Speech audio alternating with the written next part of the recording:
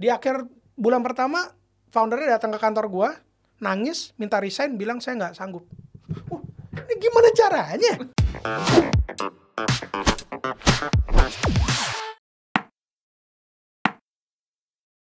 Om Billy. Wes, thank you banget. Akhirnya diundang, men. Aduh gila, gua tuh pengen ngundang lu di Magelang mulu. Santai, main sama anjing. Ya, begitulah Aduh, kehidupan. pinggir sungai. Begitulah. Sirik gua sama lu. Hidup harus balance, man. Iya, sirik gua bener asli lu. Tiap kali ke Jakarta, Yang kali di Jakarta mikirin yang gitu kan. Harus ada waktu untuk kita recharge juga lah. Tahu-tahu yang difoto kopi. Sungai. Iya. Wih. Begitu. Back to nature. Begitulah. Jalan kaki sama bini. Waduh, nikmatnya. Nikmat dan apa ya? Jadi ada banyak waktu untuk bersyukur, men. Wis, bersyukur. bener. Biasanya begitu problemnya banyak loh. Makanya di Jakarta Biasanya gitu kan, punya pusing. problem banyak, butuh healingnya juga banyak. Betul. Bill, hari Apa? ini gue pengen ngomongin soal UKM apakah bisa di scale up seperti startup. Nah, karena banyak sekali orang yang berpikir tentang growing, Ya. tapi how to grow-nya itu ya terlalu banyak lika-likunya, ya macem-macem. Menurut lu bisa gak sih UKM tuh growing kayak startup gitu? Ini kebalik dong. Yang coach siapa ini? Hah? Yang selama ini udah nanganin ribuan UKM tuh siapa? Kebalik. Jadi gini coach Tom, ya. Enggak. Jadi gini, apa ya? Ya kebetulan gue juga usaha gue juga UKM lah ya, gitu. Terus kemudian banyak juga bersentuhan sama anak-anak muda yang kebetulan ya mereka juga bikin UKM. Jadi seringkali ya kalau ngomongin dalam satu kalimat masalahnya UKM tuh apa, kadang-kadang ya mereka udah melimit dirinya sendiri dulu kan. Melimit diri ya? Jadi kayak nggak pede duluan lah gitu. Kalau misalnya yang lagi mau bikin UKM, kadang-kadang mereka udah bilang gue nggak punya modal gitu. Padahal modal bukan yang pertama, bukan yang terpenting ibaratnya. Jadi ibaratnya kita kasih modal berapapun, kalau memang dia nggak punya fundamental mindset karakter yang bener, habis juga tuh modal berapapun. Habis juga, gitu ya. kan.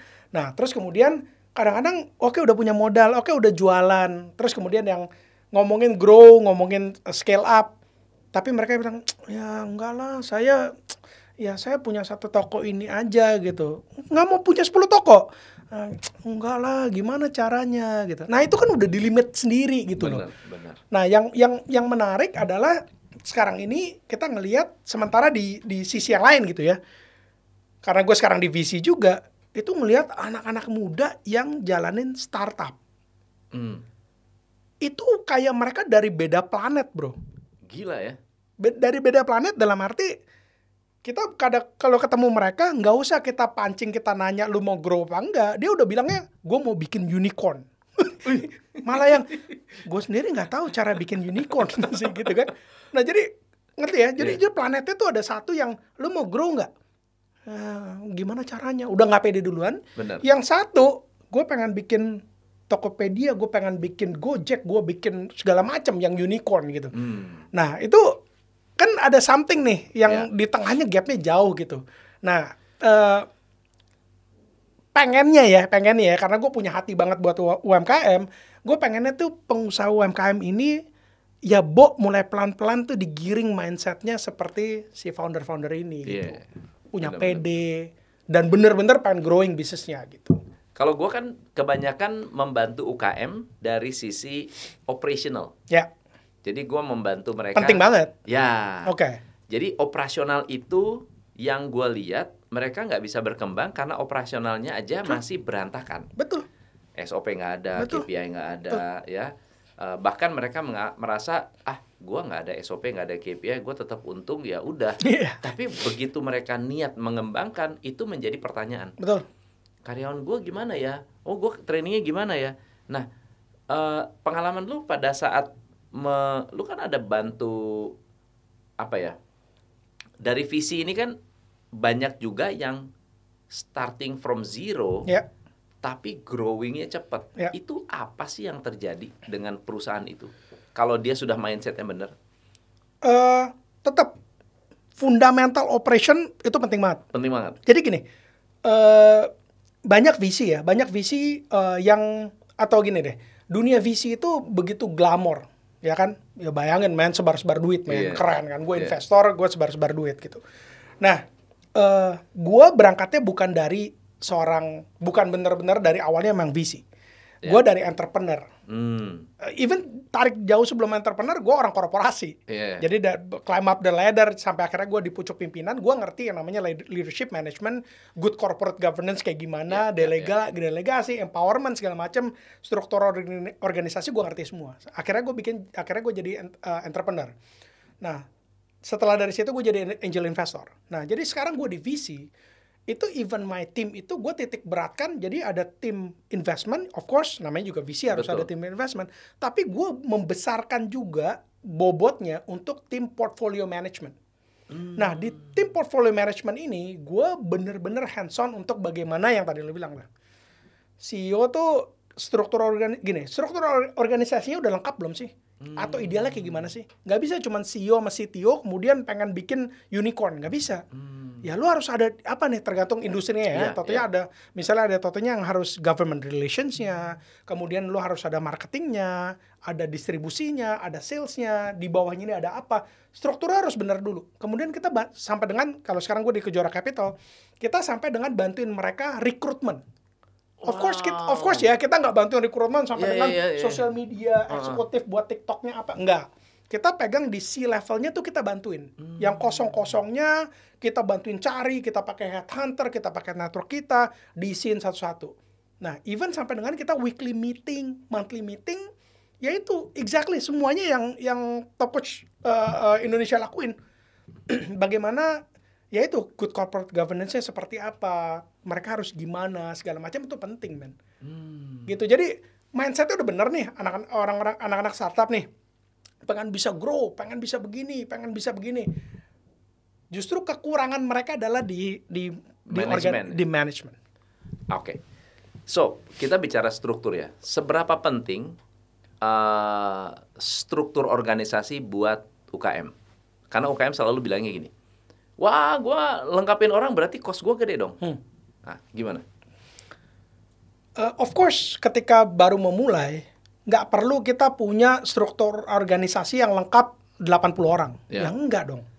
Jadi hiring itu ya phase by phase basis. Sesuai kebutuhan. Sesuai kebutuhan dan sesuai kemampuan. Gitu ya. Nah, gini, banyak orang yang totalnya apa sih kalau buat bisnis pertama kali apa sih yang dipikirin? Jualan dulu. Berarti orang sales yang biasanya harus ada gitu kan. Tapi nanti orang HR yang paling terakhir kalau perlu nggak perlu ada. Orang legal itu biasanya kalau udah terjadi kalau ada konflik, dispute. Udah ada dispute baru tuh kelabakan gitu-gitu. Nah, kan ini kan semuanya kan udah rahasia umum kan. Yang barusan gue ngomong deh, udah rahasia umum. So, kalau kita mau punya UKM yang baik, artinya sebelum kejedot tembok, ya kita udah siapin. Nah, siapinnya kapan? Sesuai kemampuan dan sesuai kebutuhan. Mungkin gini, saya pemilik UKM baru bikin, karyawan saya 3 orang. Udah perlu HR manager belum? Ya mungkin belum. Ya mungkin belum. Gitu. Tapi begitu mungkin udah punya 10 orang misalnya. Atau udah punya 15 orang. Ya mungkin HR udah perlu. Untuk mikirin apa? Kedisiplinan, counselingnya mereka seperti apa.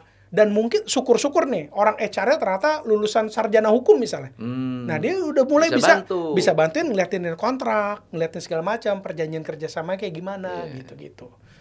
Jadi penting. Struktur tuh penting. Struktur penting, tapi yang menurut gue lebih penting, yang dari apa yang lu sampaikan adalah, kita punya growth plan. Dan growth plan ini membutuhkan orang seperti apa, karena kita tidak harus mengisi sekarang juga. Betul.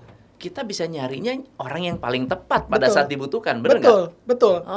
Jadi kalau rekrutmen itu kan sebenarnya gini, jangan kalau udah gini, kalau kita udah kepepet nih, siapapun kita ambil. Nilainya 6 kasarnya misalnya dari 0 sampai 10 nilainya 6 pun, karena udah kepepet, gue juga udah nggak mungkin lagi ngurusin, udah terima aja dulu deh.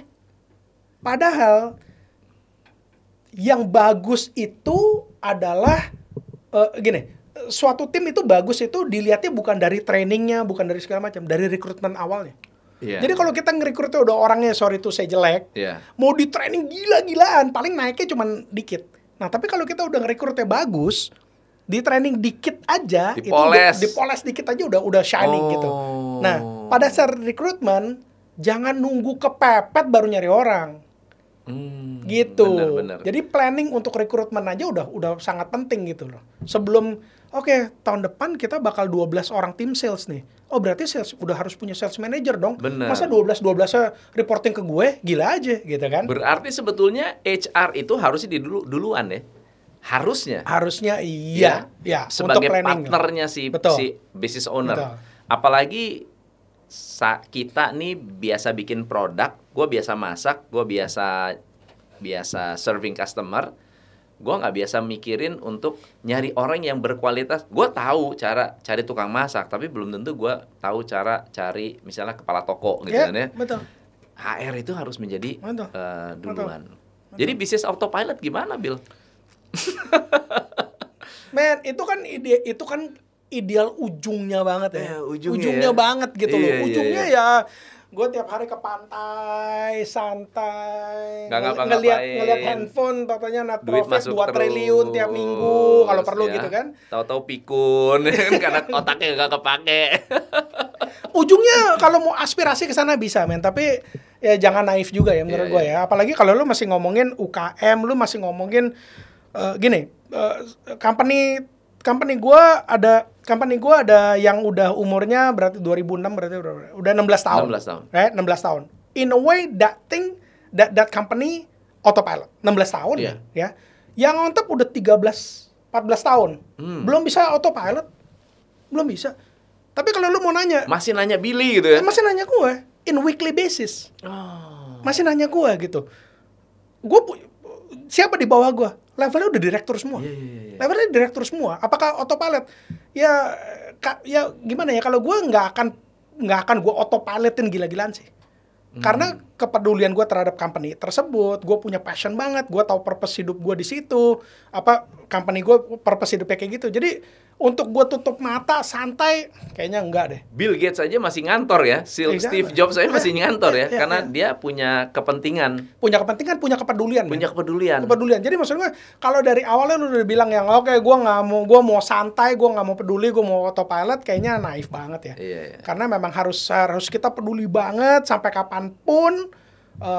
Punya sistem, yes, correct. Harus punya sistem, tapi bukan berarti kita CEO dan founder akhirnya bisa ngelepas total, kecuali exit. Ya udah, kalau exit ya udah lah, men. Iya. Gitu. Mantap. Ini pelajaran banget buat UKM dari dua sisi ya. Dari sisi lu di startup dan sisi lu di UKM. Dan gue dua-duanya ke situ. Punya dua-duanya itu.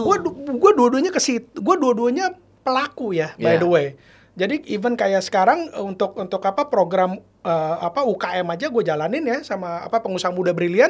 Itu kan dari yang daftar ribuan, terus kemudian sekarang kita mentorin. Sortir ya. Ya, kita sortir sampai 100 untuk di 10 kota gitu. So I know exactly apa yang tadi gue bilang. Paling gampangnya adalah mereka nggak pede, bro. Mereka udah gini loh. Ada nggak produknya bagus, orangnya sebetulnya mampu, tapi nggak pede? Salesnya 2 miliar per bulan aja masih nggak pede. Gila. Salesnya 2 miliar per bulan, nggak pede. Nah, jadi gini, another thing ya, yang paling kontrasnya adalah UKM ini kalau ngomongin growth nih, tahun depan mau growth, oke, dibenerin begini segala macam. Bisa growthnya berapa? Ya mungkin kami berharap 20% growthnya. Ya, in a way kalau perusahaan yang udah mature 20% bagus banget. Bagus. 2 digit ya. 2 digit kan. Ini 20%. Tapi kalau lu ngomong sama anak-anak startup, bro. Ya. Tahun depan growth-nya berapa? 3x. Udah ngomongnya X, man. X which is kali. 3 kali. Berarti apa? 300%. Ada yang bilang tahun depan kita 5x. The next 2 years another 2x. Jadi bayangin udah naik 300%, kemudian tahun keduanya naik 200%, berarti kan 600% tuh untuk 2 tahun. Bayangin udah ngomongnya ratusan persen, man. Kita udah nggak ngomong 100%, berapa X gitu. Nah, ini tuh yang ya ini harus jomplang banget. Which is kalau ngomongin startup kan jumlahnya dikit banget, man, dibandingin UKM. Lu kebayang nggak kalau berapa sih 60 sekian juta UKM Indonesia, cara mikirnya udah mulai dibikin kayak begitu, dan kemudian PD-nya udah mulai nambah. Indonesia kayak apa, men? Iya. Indonesia kayak Cina kali gitu loh. Bener. Nah, si startup dia awalnya sama-sama lah. UKM startup sama-sama mulainya dari nol. Nah, mereka punya mental, gue mau gede, mau cepat. Mereka perbaiki proses, perbaiki sistem, punya produk yang siap, siap ya diterima oleh pasar. Apa sih actual things yang mereka lakukan sampai mereka bisa 3x, bisa 5x? Yang paling ketara adalah perbedaan UKM dengan digital startup adalah di kata digitalnya. Leveraging teknologinya. Leveraging teknologi. Jadi kalau kita bayangin gampangnya lah ya, kalau di UKM yang sekarang gue terlibat itu F&B, kriya, sama fashion. Right? Jadi banyak yang masih berpikirannya di supply-nya. Jadi produksinya, kain batiknya, hijabnya. Dan itu aja sebenarnya udah 1001 challenges kan. Bagaimana supply-nya harus bisa konsisten, ya kan? Lu ngapain buang-buang duit marketing kalau pas di order yang supply-nya belum ada gitu. Jadi dari supply chain-nya aja mereka cara produksinya aja mereka udah pusing. Nah, sementara kalau di teknologi itu mereka ibaratnya bikin platformnya. Nah, makanya kan selalu CEO sama CTO biasanya bikin platform teknologinya. Enaknya adalah dia tuh cuma perlu bikin itunya sekali. Susah sih. Susah. Karena kan algoritmanya, UI-nya, UX-nya, desainnya, sampai segala macam, flow-nya, customer journey-nya, banyak, susah. Tapi dia cuma perlu bikin sekali, ya nanti tinggal improvement. Tapi satu platformnya ini, itu mau dibeli orang di Papua, di Medan, di Kalimantan, di Bandung, di segala macam, ya udah lu cuma bikin sekali. Kalau lu bikin restoran kan, lu bikin satu restoran di Depok, right? Bagus, turnover-nya bagus, punya 50 meja, penuh terus. Lu mau bikin ini jadi 2x gimana caranya? Ya, 2 cabang. 2 cabang, berarti lu harus bikin capitalnya gede lagi, lu bikin lagi di Bandung, baru 2x. Ini kalau full sama full. Lu mau bikin 5, berarti lu harus bikin 5 cabang. Ini ngomongin kalau semuanya udah sukses. Nah, kalau ini kan kagak, man. It's sky's the limit. That's why mereka selalu berpikirnya, oke, gue bikin satu yang bagus banget, segala macam. Kemudian gue siap pasarin nih. Pasarinnya kemana? Ya, satu Indonesia. Gitu. Oke. Nah, ketika masuk ke marketing, kita kan, saya punya, di Indonesia juga banyak kan teknologi company, bukan teknologi company, para UKM yang bikin software. Ya, software house ya. Software developer. Ya.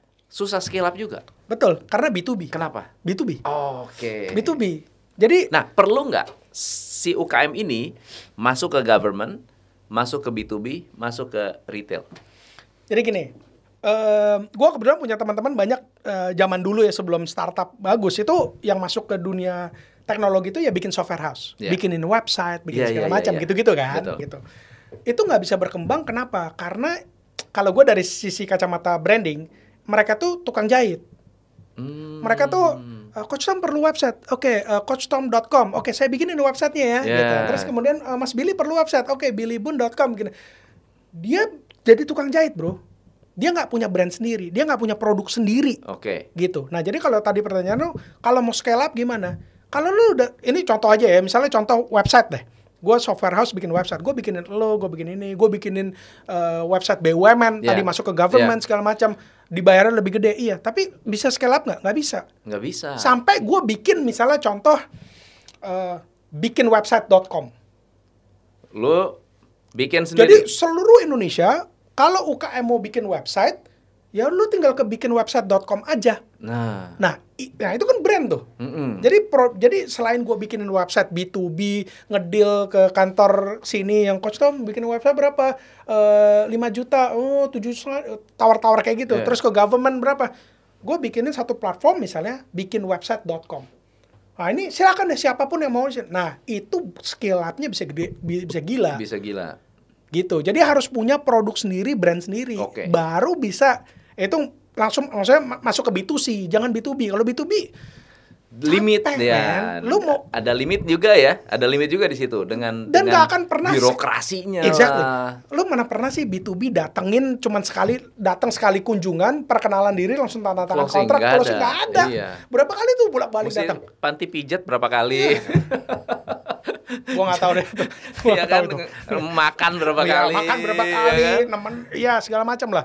Nah, tapi kalau B2C kan, ya lu bikin platformnya, mereka bisa klik and drag, misalnya bikin website, udah tinggal misalnya pakai Facebook Ads atau Instagram Ads Ya, atau ya, TikTok ya. Ads. Ya udah mereka ngelihat yang ini bisa bikin, ya udah bisa langsung masuk. Meskipun mungkin nggak jualan bikin websitenya 5 juta, 10 juta, 20 juta per satu website, lu ketengin jadi misalnya 500.000. Nah, tapi yang bikin websitenya 60 juta UMKM Indonesia, lu hitunginnya berapa puluh Gila. triliun gitu kan ya. Oke. So, nah, lu ada startup yang lu invest juga kan? Ada beberapa. Startup yang mana? Oh, yang teknologi. Share teknologi, apa lagi? Hipwi, Hipwi, media untuk Gen Z ya, media online untuk Gen Z, Bshare, terus kemudian kalau yang part of yang on top yang dilahirkan ada UMKM Lab untuk bantuin UMKM, sama ada Social Connect. Social Connect lebih kepada platform untuk komunitas. Oke. Yang namanya besar itu kan yang kelihatan itu Bshare ya? Bshare, Top Karir juga gede. Top Karir pasti itu. Top Karir kan dia clear tuh, dia punya ini. Portal karirnya anak muda kan? Indonesia ya. Gua pakai itu juga soalnya. Oke. Thank you. Gua pakai Top Karir. Ini dari Top Karir bukan ya? Dari Top Karir kan? Top ini Karir. Top Karir ini. Oke. Lu Top Karir bukan sih? Top Karir. Top Karir. Ini mantan Net TV, ini mantan TV yang nggak ada netnya. Oke. Agency. Nah, itu kan clear ya. Kalau Top Karir itu mantap lah, clear. Nah, siapa namanya? Kalau Bshare itu kan teknologi. Ya, it's a tech company. Actually dia crowdfunding. Equity crowdfunding ya. Ya, equity crowdfunding, dan dia menggunakan teknologi juga kan. Ya. Orang yang mau invest tinggal masuk nama bla bla bla. Gimana membesarkan perusahaan seperti itu? Gimana marketingnya atau memperkenalkannya, apa sih yang mereka lakukan supaya sehingga mereka cepat banget gitu growth-nya? Jadi kebetulan mereka itu first mover advantage. Jadi pas pertama kali gue ketemu mereka tahun lupa gue 2018 kalau nggak salah, gue undang ke kantor ngobrol segala macam, belum ada. Dan waktu itu zaman itu OJK pun belum punya regulasi apapun. Jadi untuk pemain-pemain fintech yang waktu itu OJK bagus banget. Ngundangin anak-anak muda ini, ngajak diskusi, ajak segala macam. Mereka silakan boleh operasional segala macam sambil ditanyain dan mereka bikin regulasi bareng. So, Bshare termasuk yang diajak. Dan Bshare menjadi perusahaan pertama yang dapetin izin full OJK. Gitu. Nah, kalau udah first mover advantage enak. Kan? First come into mind ya udah ngomongin Bshare. Nah, tapi gue balik lagi ya, gue selalu bilang mau ini UKM, mau ini teknologi company apa segala macam. I believe ketika kita bikin satu perusahaan itu harus purpose-nya jelas. Gue bilangnya purpose ya. Jadi mau mission-nya lah. Tapi purpose, kalau gue ngomongnya purpose-nya jelas. Purpose-nya tuh buat apa? Kalau yang tadi gue bilang nih, kalau foundernya bilang gue pengen bikin bisnis tujuannya autopilot, atau gue pengen bikin bisnis yang bikin gue kaya raya, bisa flexing di sosial media, itu mampus lah, nggak bakal bisa lama lah. Mungkin lu bisa, tapi habis itu lu naiknya cepet, jatuhnya cepet. Gue selalu believe dengan purpose-nya apa? Purpose itu melebihi dari apa yang saya sebagai founder atau CEO mau dapetin. Nah, Bshare itu pada saat gue ngobrol sama Vincent, gue bilang, Vincent, kenapa, sama foundernya lah, kenapa kalian mau bikin ini? Gitu. Nah, ada cerita background personalnya. Tapi purpose-nya mereka ada dua. Yang pertama adalah bagaimana ngebikin anak-anak muda itu bisa financial freedom. Dengan cara apa? Dengan cara investasi. Gitu. Karena kita tahu lah, gue mau jadi CEO gaji 300 juta per bulan pun, gue nggak akan bisa kaya banget kalau duitnya nggak gue invest. Betul. Jadi untuk bikin orang kaya tuh harus invest. Lo mau beli ruko kayak, lo mau beli apa, lo mau beli saham, harus invest. Nah, banyak orang nggak punya duit kan, nggak punya duit banyak. Nah, investnya kecil-kecilan dulu aja. Di mana? Di franchise. Nah, ini masuk yang kedua nih. Jadi yang pertama tadi ya, mau ngajarin anak-anak muda Indonesia untuk mulai invest. Supaya nanti bisa financial freedom.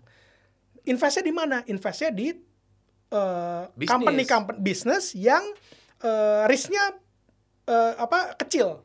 Yaitu apa? Bisnis franchise. Betul. Gitu. Makanya sekarang ada di Bishare tuh ada Alfamart, ada segala macam yang manajemennya udah bagus segala macam, ya udah lu tinggal ikutan. Ikutannya harus berapa? Harus keluar 1 miliar? Kagak. Lu bisa cuman 100.000, lu bisa cuman 200.000. Nah, lu sambil ngeliatin tuh pelan-pelan. Nah, jadi ngebantuin anak muda sama ngebantuin bisnis kecil, franchise. Nah, di situ gue suka banget. Gitu. Nah, jadi ketika purpose-nya udah jelas, Vincent kemana-mana ceritain masalah purpose-nya, terus kemudian ya udah otomatis akhirnya banyak yang gini, kalau lu punya perusahaan yang bagus purpose-nya, akan banyak yang suka, akan banyak yang mau dukung. Jadi Vincent itu diajak sama kementerian ngomong, diajak sama ini, di Young on Top National Conference gue juga ajak. Ya akhirnya terbang. Sekarang nggak tahu ya, per sekarang ini kayaknya ada 170.000 investor retail muda yang sudah terdaftar di Bishare. Gila. Gitu. Itu bursa efek Jakartanya. Betul. Untuk startup ya. Karena mereka sekarang izinnya udah bukan lagi equity crowdfunding ya, tapi udah sekuritas. Betul. Iya, jadi yang udah dibeli itu nanti bisa diperjual di secondary, betul. Gila. Betul. Udah bisa jualan itu juga kan, kayak sukuk. Ya, betul. Wah, gitu. Keren. Jadi lu jeli juga ya ngelihatnya ya. Gua tuh itu apa karena hoki? Menurut lo gimana tuh? Pertemuan dengan Vincent itu? Gini loh, kalau hoki ya, gini, I believe dengan keberuntungan kan. Yeah. Tapi kalau kitanya tidak dalam keadaan siap, itu kita nggak akan ketemu sama keberuntungan. Nggak kelihatan juga ya? Iya. Padahal ada berlian depan mata. Betul. Tapi kalau kitanya nggak siap, ibaratnya Vincent atau foundernya Bishare datang ke gue di tahun 2003, yang gue nggak ngerti tentang investment, gue juga nggak ngerti teknologi. Ya gue cuman ketemu ya udah, oh iya, gue juga nggak bakal invest di situ, karena nggak ngerti. Bener. Gitu. Nah, gue ngeliat ini yang ini bagus, ini ternyata di tahun 2018 ya teknologi udah makin bagus, 4G udah di mana-mana segala macam, yang ya why not gitu. Iya.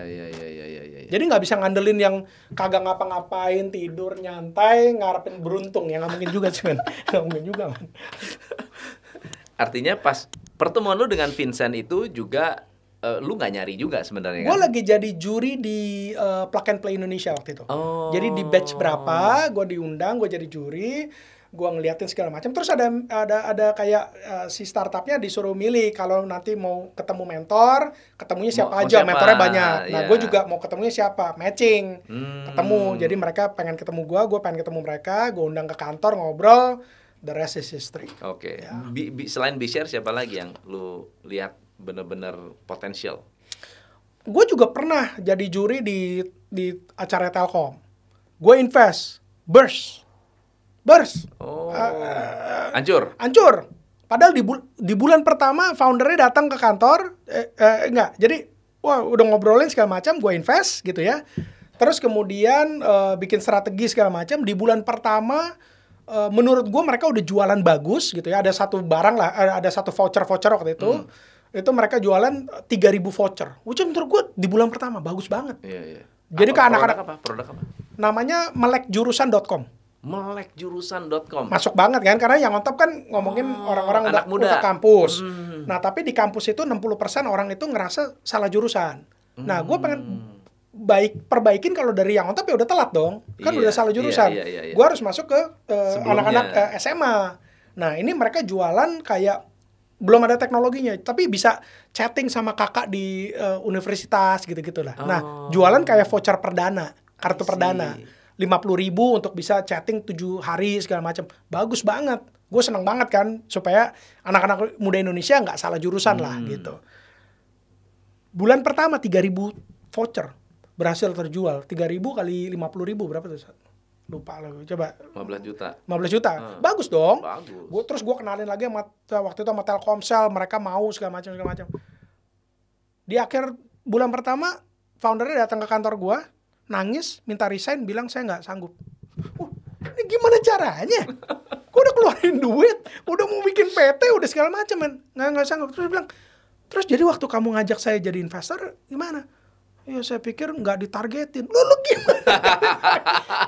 Tapi dari situ aja udah salah kan. Maksudnya, Iya. Gua, ya target harus ada. Dan targetnya gue nanya dia sendiri loh. Iya. Kamu bulan pertama mau berapa? Dia maunya 5.000, tercapai 3.000. Udah stres.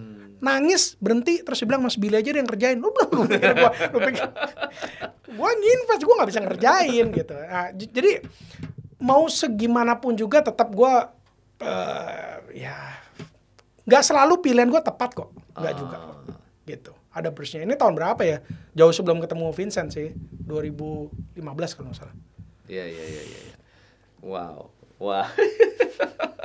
Berarti quality founder penting banget ya? Wah, ya itu nomor 1 Gila, kali, men. Nomor 1 itu ya? nomor 1. Jadi jangan ngomongin mau masuk ke dunia bisnis apanya. Jadi produk, kan banyak orang pikir, gue produk apa nih, gue mau bisnis apa? Foundernya dulu. Aduh, gue foundernya dulu sih gue. Dan which is gini, kalau di VC itu selalu kan gini, kalau VC itu kan tanggung jawab nomor 1 adalah balikin duit investor. Iya. Ya, dan balikin duit investor sebanyak-banyaknya, kira-kira gitulah. Itu makanya money game tuh, kita ngomongnya money game kan.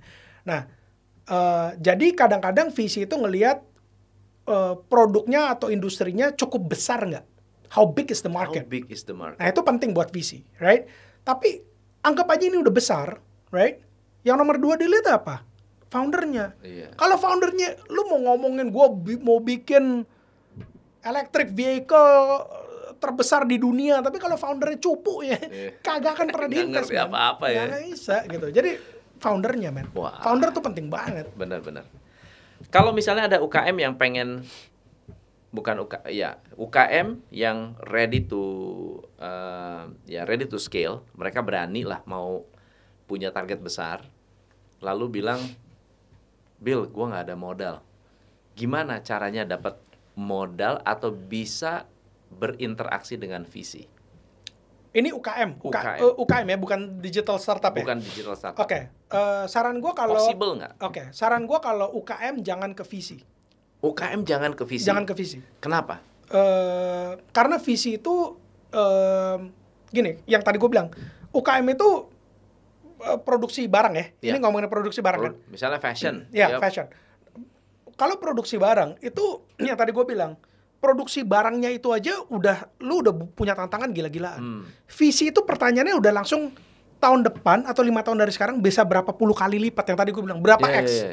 Lu gak usah ngomongin X, lu ngomongin produksinya aja udah susah dulu. Jadi kalau saran gue kalau buat UKM itu carinya strategic angel investor. Strategic angel investor. Ya, jadi perorangan. Kalau saya nih sekarang bikin batik nih, gue akan pitching gila-gilaan ke lu, men. Gue, Coach Tom, tolong dong invest di saya. Kenapa? Oke, gini deh, Coach Tom nggak ngerti batik, saya ngerti nih. Saya jelasin semua segala macam. Tapi yang saya perlu, Coach Tom, adalah bagaimana nge-build the winning team. Coach Tom bisa bantuin di situ. Coach Tom bilang, iya tapi gue nggak ngerti cara jualan segala macam. Nggak apa-apa, saya akan cari Mas Billy yang ngerti untuk bantu invest di saya untuk kembangin distribusinya. Udah, jadi pemilik batik itu investornya 2. Coach Tom untuk bantuin bikin the winning teamnya, organisasinya, segala macam, fundamental bisnisnya. Kayak Shark Tank ya? Exactly. Gitu. Mas Billy, gue bantuin untuk pengembangannya. Oke, kalau gitu lu bisa jualnya nanti di Matahari, di Sogo, di ini gitu. Ada teman ngobrol ya, ada partner untuk. Yes. Jadi gitu. kita kalau VC dalam tanda kutip banyak kan pasif sebetulnya ya. Kalau banyak yang pasif, yang VC di luar gitu ya. Yang kayak Kejora. Kalau Kejora hands on kan. Kejora hands on. Makanya Kejora 8 tahun sekarang cuma 39 company. Kalau lu bandingin, kalau lu Google lah VC yang lain mungkin bisa 300, bisa 400 company. Ya, lu kalau udah taruh 400 company, how can you be involved? Betul. Gitu. Gimana lu bisa bantuin? Gimana lu bisa bantuin dia next fundraising? Gimana cara lu bantuin bisa Kejora sampai dengan bantuin rekrutmen, men? Bayangin gitu. Bener. Nah, tapi kalau balik lagi ya, kalau untuk UKM saran gue jangan ke VC gitu. Lu carinya ke angel investor dulu. Yang bener-bener peduli lah, percaya. Peduli, chemistry-nya dapet gitu. Jadi kayak contoh ya, gue cerita Kopi Komplit Nusantara. Iya. KKN, kita sebutnya KKN. Nah itu ketemu pada saat pengusaha muda brilian 2 tahun yang lalu. Orangnya, foundernya sederhana, coachable, kebetulan dia juga dosen lah gitu ya. Jadi pemikiran terbuka. ketemu gue segala macam yang udah mau angkat, udah mau mati. Dia punya toko. Udah bendera putih ya. Udah mau bendera hampir putih. Ya? Hampir karena ditipu sama karyawannya segala macam. Dia punya toko kecil juaran 75 varian kopi asal Indonesia. Gue udah suka duluan tuh. Gue bilang ini nih Indonesia penghasil kopi. Kenapa nggak pernah ada yang mengedepankan kopi biji asal ini gitu? Kenapa gue ke kafe bijinya dari Brazil lagi, dari ini? Indonesia apa kurang kaya? Nah gue tuh suka tuh yang Indonesia banget gini. Ya udah akhirnya gue invest. Nah apakah UKM itu bisa berapa X tahun depan ya?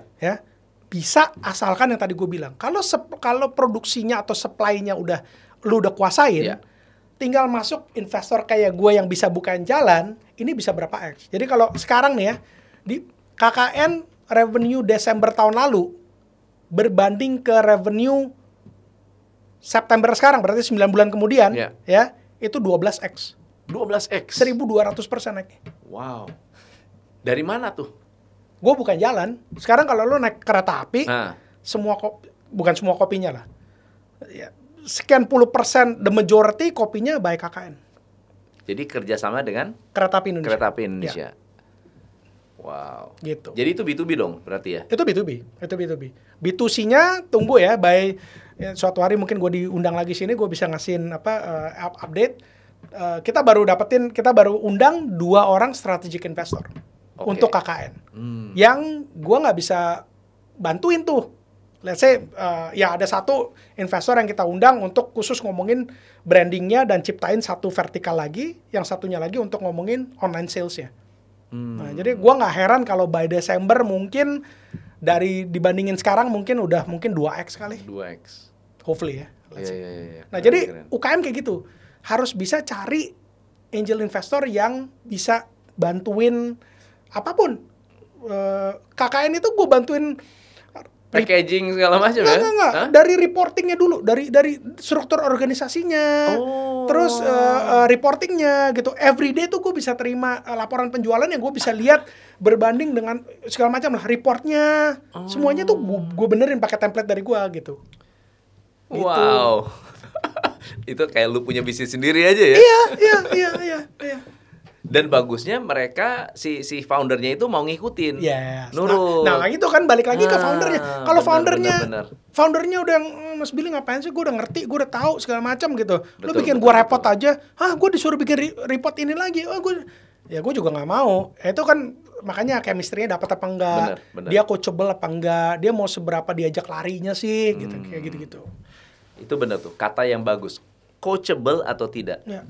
Orang itu mau berubah apa enggak? Ya. Dia udah terlalu kuat nggak dengan pendirian dia? Kalau misalnya terlalu kuat, mungkin ya nggak coachable lah. Ya betul. Investor mau kemana, mau kasih visi, akhirnya berantem udah ujungnya. Strategi pecah lah. Pasti berantem udahannya kayak gitu.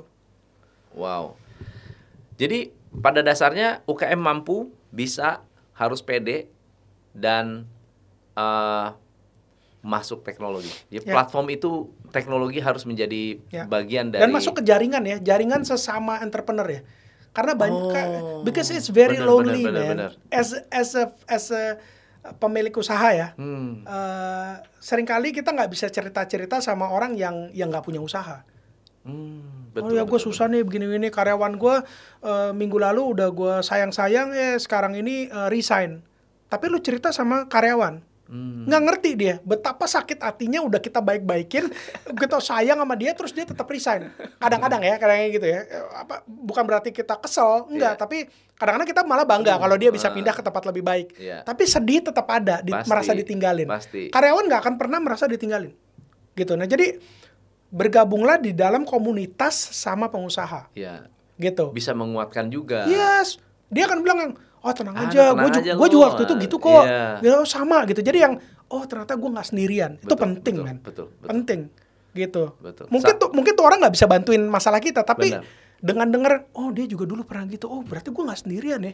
Gitu. Nah itu ngebantu.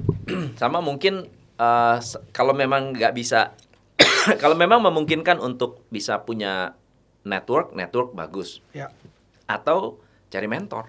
Betul. Orang-orang yang memang udah melewati masa-masa itu, punya mentor dan bisa bisa di encourage ya. Sama kayak lo kan sering bikin seminar kan, lo Ya. bikin seminar kan, Top Coach Indonesia segala macam. Yang ikutan let's say 50 perusahaan, 100 perusahaan yang ikutan gitu. Jangan cuma datang dengerin Coach Tom, terus kemudian dapetin ilmunya catat-catat kagak. Itu dibolehin kan antar peserta ngobrol boleh kan? Boleh. Antar peserta tukeran kartu nama. Iya bisa. Iya exactly Bisa kan. banget. Nah itu yang sering kali dilewatin orang, gitu. Mereka cuman gue pengen dapetin belajar, abis itu selesai pulang langsung. Jangan men, lo di situ bawa kartu nama sebanyak-banyaknya, kemudian lo duduk yang ngomong dengan siapa? Oh ini gini, kali aja bisa kolaborasi. Benar. Zaman now is all about kolaborasi, gitu. Ibaratnya udah bukan ya kita nggak usah ngomongin kompetisi ya, tapi kita kadang-kadang gue jualannya hijab, lu jualannya celana jeans, bisa nggak kolaborasi? Bisa. Gue bikin sepatu, lu bikin hijab, bisa nggak kolaborasi? Bisa. Gitu. Jadi don't limit yourself cuman yang ya kayak gitulah gitu. Bener. Nah itu. Jadi datang ke seminar, datang ke segala macam. Wah men, kalau perlu tuh lu bawa kartu nama terus deh. Ketemu orang di pasar yang saya jualan hijab. Bener. Itu yang kita lakukan juga dengan binaan. Exactly. Jadi kayak family ya. Bener. Okay. Binaan gue harus kalian nggak boleh kalau di Sumbar culture-nya itu rahasia. Lu jangan sampai tahu gue punya barang dari mana, supplier dari mana, jangan sampai kayak gitu ya. Gue nggak mau nih. Pokoknya kalau ini gue ngomong selalu semuanya sendiri-sendiri. Kadang-kadang sendiri-sendiri gitu ngomong sama gue bisik-bisik, coach ini saya ada masalah gini. Gue bilang lu nggak usah buka ngobrol di sini, ngomong apa, ceritain.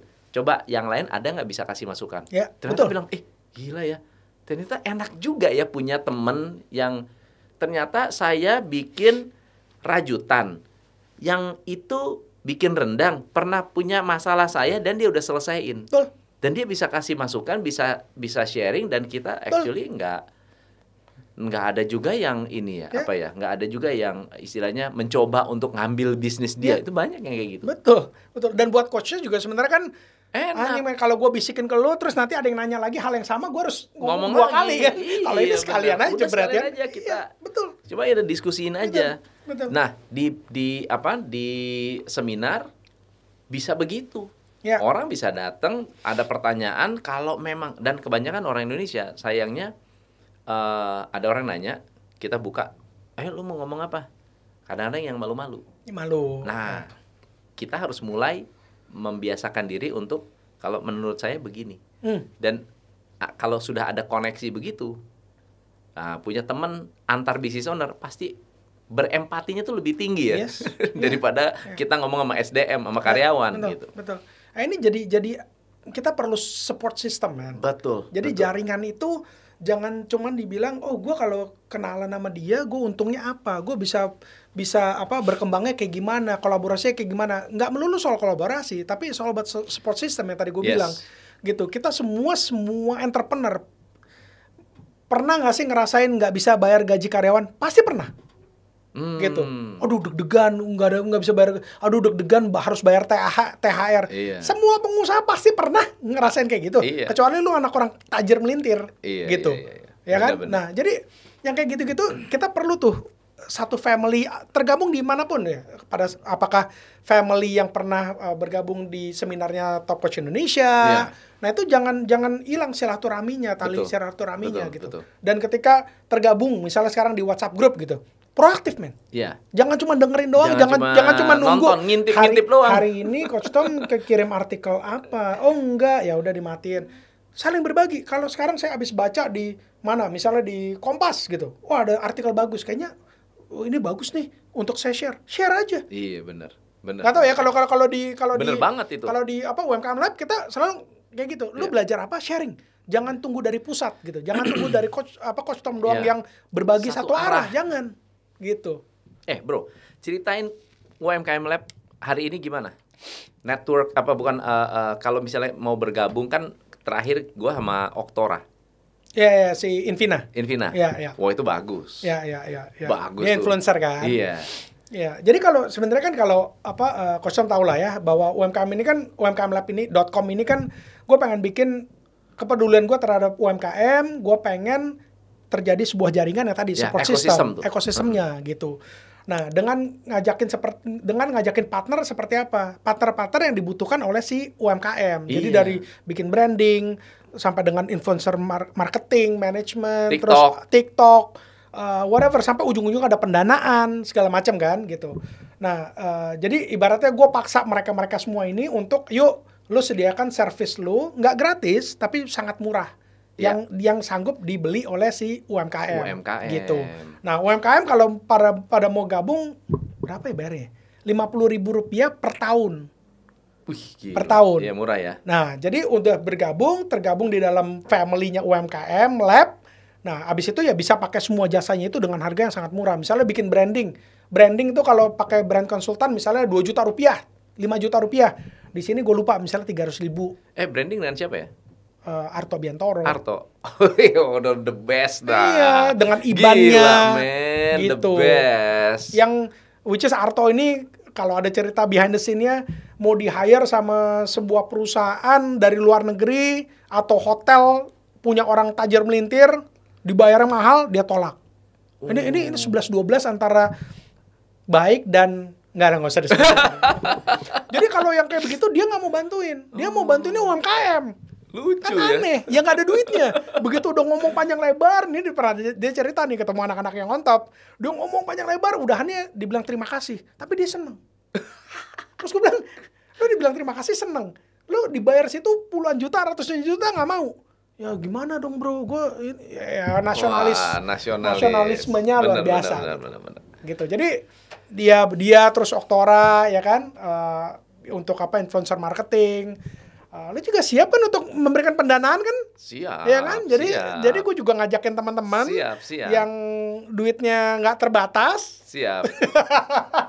Untuk kalau nanti ya kan kita kalau nggak terbatas itu ada tandanya bisa ngundang Billy. Dana tidak terbatas bisa ngundang Billy, itu berarti dana nggak terbatas. Karena gratis, diundang sini gratis, gitu. Iya, jadi sampai dengan pendanaan kan. Jadi nanti yang tergabung di situ, yang kita lihat bagus, ininya bagus, ya ngapain kita cari-cari lagi UMKM mana yang bagus? Yang di kolam ini aja yang udah ketahuan bagus, ya kita lihat coachable apa enggak segala macam kita invest gitu. KKN Kopi Komplit Nusantara menjadi satu yang pilot project lah yang sekarang ini bisa gue banggain gitu. Dan bisa dibilang itu proven ya. Kalau foundernya tepat, supply-nya oke, pendanaan dipakai dan strategic investor itu benar-benar bisa dapat. Itu ternyata bisa memang bisa. Itu tadi 9 bulan dibandingin 9 bulan yang lalu 12x. Jadi 1.200%. Dia masih mau nyerah nggak tuh? Wah, sekarang ini dengan gue ngajak 2 investor lagi masuk, dia tambah yang saya siap berjuang gitu. Giliran udah ada bantuan kayak gitu ya. Keren. Gue kayaknya perlu bantuan Arto nih buat bantuin ini nih nge-branding Profitku. Iya? Ini gue punya baby baru nih. Oh, ini punya lo? Iya. Sombong ini ini startup teknologi juga nih. Apa? Ya, jadi Profitku itu satu sebetulnya management tools. Ini adalah tools untuk membantu manager business owner sampai level dari owner sampai supervisor lah. Oke. Kita bikin satu alat untuk berinteraksi, berkomunikasi. Kalau lu mau punya target A, gimana caranya supaya eksekusinya tuh nyampe? Oke. Jadi mulai dari visi misi, struktur organisasi, turun ke objektif organisasi. Objektif ini didukung oleh semua struktur, bikin KPI, sampai ke orang ini ngerjain apa enggak. Oke. Productivity tools berarti. Actually itu produk gua nggak bisa sebut productivity tools karena mungkin nggak sama dengan Trello, nggak sama dengan ini, tapi ini adalah management tools. Untuk memanage si SDM supaya dia benar-benar mengerjakan apa yang ditugaskan. Itu yang pertama. Kita bisa mengukur apa yang dikerjakan dan kita bisa mereview. Mereview, lu udah komplit, ditugaskan ke siapa, kapan. Kapan kita meeting lagi? Ya, itu ada semua. Itu ada semua, oke. Itu ada semua. Nah, itu profitku. Oke. Sebetulnya itu adalah yang gua kerjakan dalam coaching. Iya, I know. Kebayang. Iya. Itu semuanya yang itu yang gua kerjakan. Management, betul. Jadi ketika gua coaching itu, gua kan bikin, oke, target lu apa sih? Lu mau capai apa? Oh, gua mau naikin omset. Oke, naikin omset itu objektifnya masih samar-samar. Oke, good. Kebayang. Ada orang nggak yang ngerjain? Ya. Gua ada si A, si B, si C. Ya udah, si A, si B, si C, lu mau kasih KPI apa sama mereka? KPI-nya ini.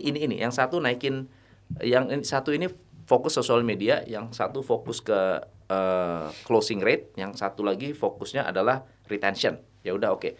Untuk dia sosial media, plannya apa? Ya. Plannya apa? Plannya ini. Yang ini plannya apa? Oke, next coaching session, gue mau tahu plan ini tereksekusi apa enggak. Ya. Nah, itu nggak akan meleset. Kenapa? Karena semuanya written. Jadi akhir tahun kita bisa sort all, lu tuh udah ngapain aja sih tahun ini. Dan kita kalau mau bikin planning tahun depan, kita bisa review. Yeah. Gue pernah melakukan ini, achievementnya ini. Gue pernah melakukan ini, achievementnya ini. Itu semuanya ya ada ceritanya, ada historinya. Itu adalah profitku, bro. Ini contoh nyata dari perbincangan kita di 5 menit pertama. Oh gitu ya. Yang tadi lu nanya UMKM itu ketika B2B, which is business lu yang sekarang ini itu adalah B2B. B2B. Ya kan? Ibaratnya lu mencari UKM-UKM yang mau di coaching sama lo. Right? Setahun, gua nggak tahu lah setahun lu bisa dapat, lu bisa coaching berapa lah, 100 company. Ya kan? Tapi kan udah mentok tuh 100 tuh. Betul. Kalau lu mau jadi 200 lu nambah karyawan banyaknya setengah mati. Pasti banyak banget ya. Tapi ini kan bisa mengcoaching 10.000 UMKM kan? Ya, dalam ibaratnya gitu. Dalam 3 bulan 200 user. Makanya. Ya. Makanya. Nah, yang tadi gue bilang, UKM kalau lu ngomongin B2B nggak bisa terbang. Iya, benar. Ya kan? Nggak bisa terbang. Ya nggak bisa terbangnya juga udah tajir sih tetap ya. Tapi ini kalau bisa punya 50.000 user, ya kan lu udah nggak kebayang lah ya, udah nggak kebayang lah gitu. Makanya harus punya yang tadi gue bilang punya brand sendiri, punya produk sendiri, dan UMKM harus using digital technology. Ini udah benar-benar real case-nya nih. Iya. Bisnis lo Top Coach Indonesia sekarang bikin profitco.id, ini udah yang di awal kita tadi ngomong. UMKM tuh harus kayak gimana? So how to grow the business? Gue butuh Arto ngomongin soal brandnya, ya nggak? Ini kan abal-abal nih dulunya kan masih nyari domainnya juga ngasal-ngasal, bukan ngasal-ngasal sih, tapi gue nyari sama nyari ini. Kalau gue dari kacamata visinya, lu nyari di C-level lu itu harus orang teknologi ya? Anak zaman now yang berpikirnya beda dari Gen X, dari milenial. Dari gua ya? Yes. Karena sering kali ketika gue invest ya di teknologi company ya, gue kadang-kadang bingung. Ini kalau gue yang ngerjain, gue nggak bisa punya 11.000 paying customer. Dikasih tahu caranya, caranya begini, konvensional, datengin ketok pintu satu-satu ke retail apa segala macam. Kayaknya gue kagak bisa deh. Tapi anak muda ini umurnya cuma 20-an, 30-an bisa gitu. Ibaratnya gini deh, kayak tadi ngomongin B-Share. Iya. Sekarang gue kan ngerti nih, wisdom gue lebih dong dibandingin Vincent dan co-founder kan. Benar. Gue bikin nih B-Share nih, teknologi anggap aja sama. Bisa nggak gue dapetin 170.000 retail investor? Gue rasa nggak bisa gue.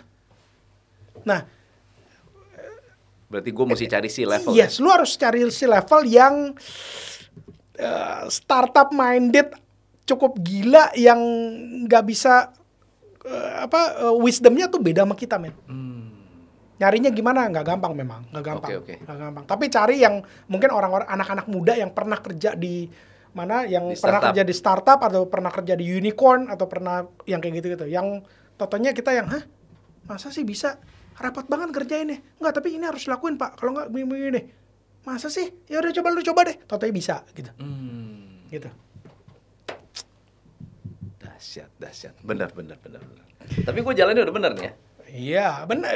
Jalannya udah benar. Karena kalau enggak, Top Coach Indonesia 5 tahun ke depan lu bisa coaching berapa nggak UMKM mungkin sih? mungkin. Padahal gue udah tua lagi. Padahal lu pengen kan bantuin yang 60 juta UMKM gitu, atau 10 juta UMKM lah. Lu waktu cuma 24 jam. Sejuta aja udah cukup ya. Exactly. Ini sky's the limit, man. Benar. Gitu. Jadi ya itu, punya usaha ya kalau leveraging technology, sky's the limit. Benar. Oke, ikutan seminar Top Coach Indonesia mahal misalnya, atau lebih premium. Ini pasti lebih murah dong. Iya. Nah, ya tapi ya masif. Iya. Gitu. Wes, mantap Om Billy. Gue sebel aja bikin profitku.id kok ngajak aja. Makanya gue ajak lu ke sini. Oh gitu ya. Gue mau ngintip-ngintip nih gimana nih. Cuma kan gue LP nggak bisa dapat venture capital, venture funding dari. Nggak boleh. Oke.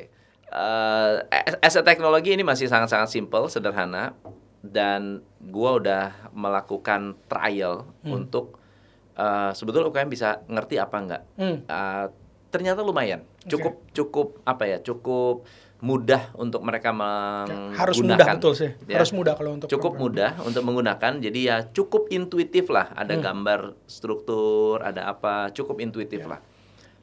Di sisi lain punya another problem, yaitu gue udah punya KPI, how to achieve this KPI. Nah itu another problem yang mungkin gua bikin platform baru lagi, namanya Pinter.